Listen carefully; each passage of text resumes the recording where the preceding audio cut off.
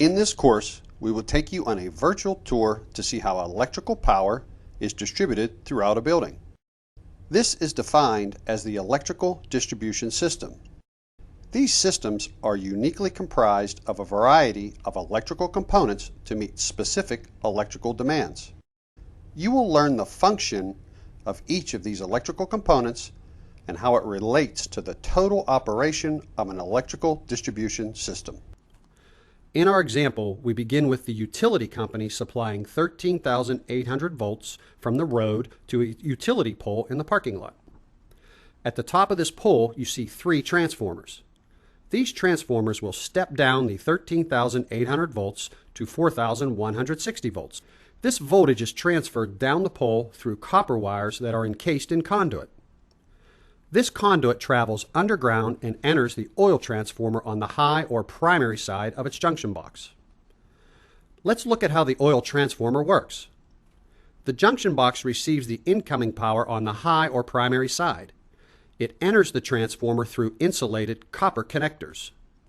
Notice there are 3 wires. This is our 3-phase system. There are 3 windings, one for each of the wires or phases. The wires are connected to the top of the windings. The windings in this transformer will step down the voltage to 480 volts. Notice that the incoming wires that are carrying the 4,160 volts are smaller than the wires at the bottom carrying 480 volts. This is because the amperage increases when the voltage is lowered and vice versa. Higher amperage generates more heat and requires larger wires.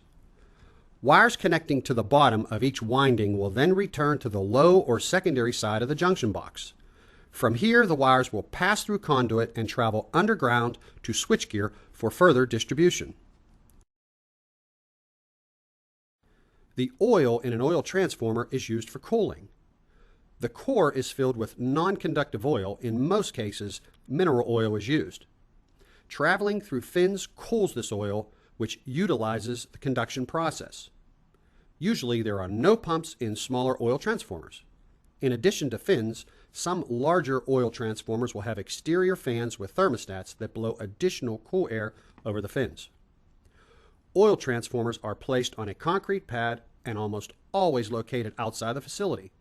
This is in part due to a high fire risk.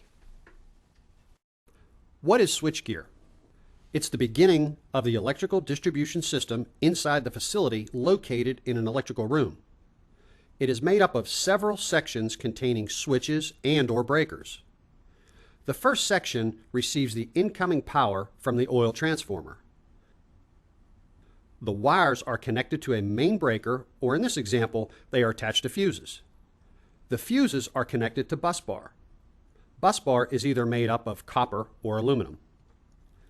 The voltage travels through the bus bar to each section of connected switchgear, energizing each section. Here in our example, we have switchgear that is rated at 2,000 amps. It consists of 5 sections connected together. As you can see, section 1 contains the incoming voltage connected to the main fuses.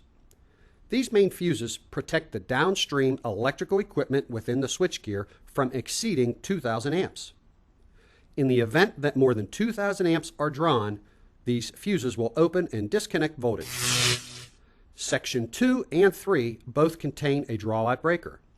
A draw-out breaker is a large disconnect switch that has a designated amp rating for a specific circuit. These breakers are large and heavy, which require them to be on casters which run on tracks. This allows easy removal for maintenance and repairs. You can see the draw-out breaker in section 2 is connected to the bus bar that is traveling up into bus duct. Section 3 of the switchgear contains the second draw-out breaker.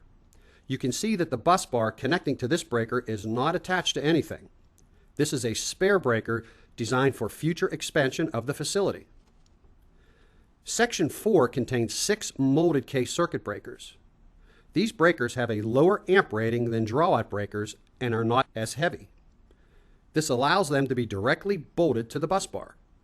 Remember, all breakers have the same function. They are to disconnect voltage when amperage exceeds its maximum rating.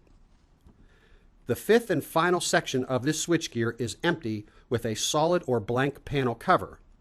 This could be a spare section for future expansion. A blank front does not necessarily imply that the section is a spare. It is important to ask what is the function of this section and is there something in there that needs to be tested.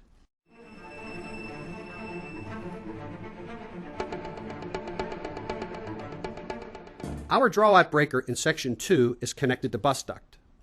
Bus duct is a rectangular or square metal enclosure containing bus bar.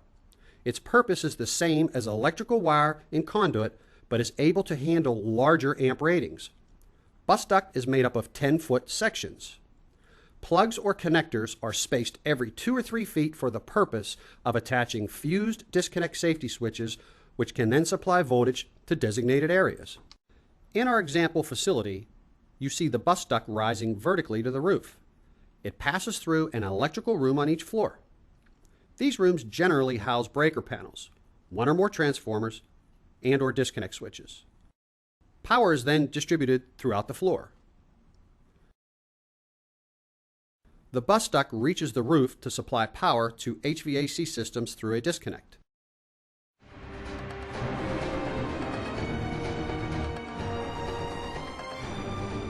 A distribution switchboard, a distribution panel, and a branch circuit breaker panel all have the same functionality. They can contain many circuit breakers distributing voltage to all areas of the facility. What differentiates them from each other is their amperage rating. Distribution switchboard is an electrical panel with an amp rating between 1,201 and 1,999. A distribution panel has an amperage rating of 401 to 1,200. A branch circuit breaker panel has an amperage rating that is equal to or less than 400 amps.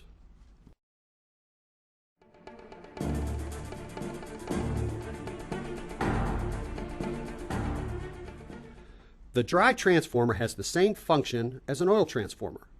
It steps down voltage. The difference is that the dry transformer uses air for cooling instead of oil. As the transformer heats the air inside, cool air is pulled in at the bottom. Heat rises through a natural convection process and exits from the top. Dry transformers generally are used to step down 600 volts or less. Please note that transformers can be used to step up voltage or maintain a certain voltage. In most cases, transformers are used to step down voltage.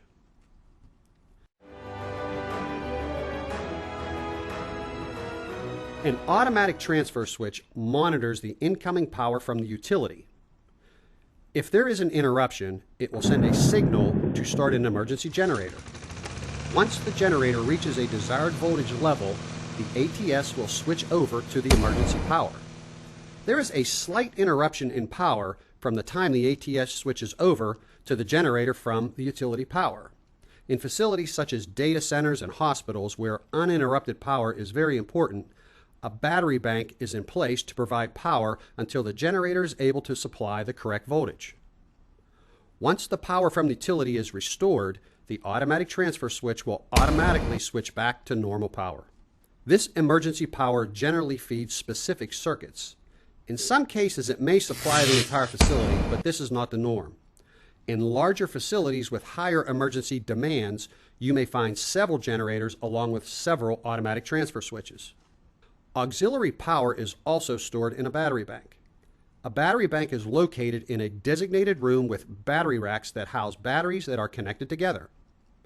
They are being charged 24 hours a day. These batteries are connected together to provide a specific voltage for a certain period of time.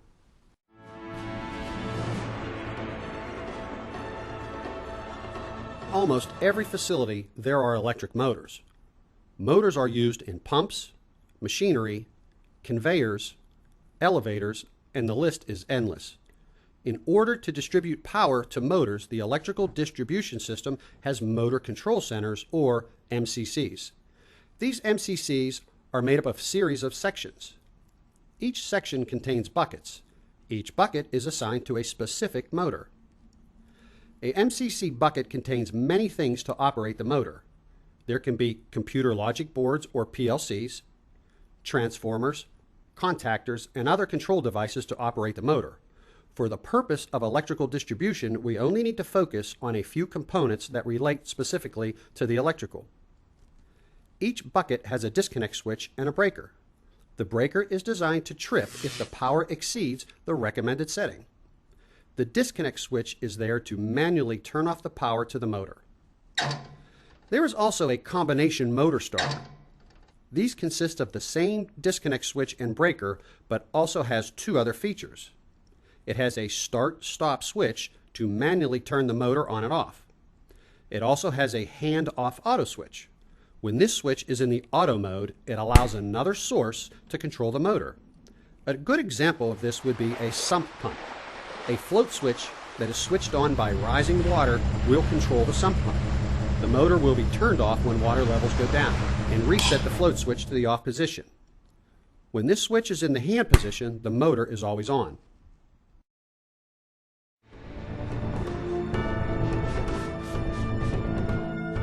Power distribution units, or PDUs, are found in data centers and computer rooms. Each of these units contains one or more circuit breaker panels and a transformer. They provide clean power to computer servers.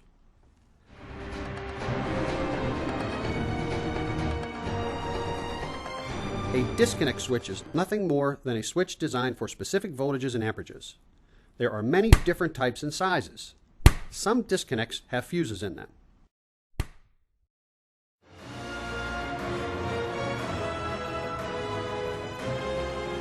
The electrical distribution system will have a unique layout for each individual facility. You will not always find every type of electrical component that we reviewed or the same configurations in every electrical distribution system that you examine as well. The key to identifying each layout is to begin at the incoming power source and identify each component and location as it distributes electrical power through the facility.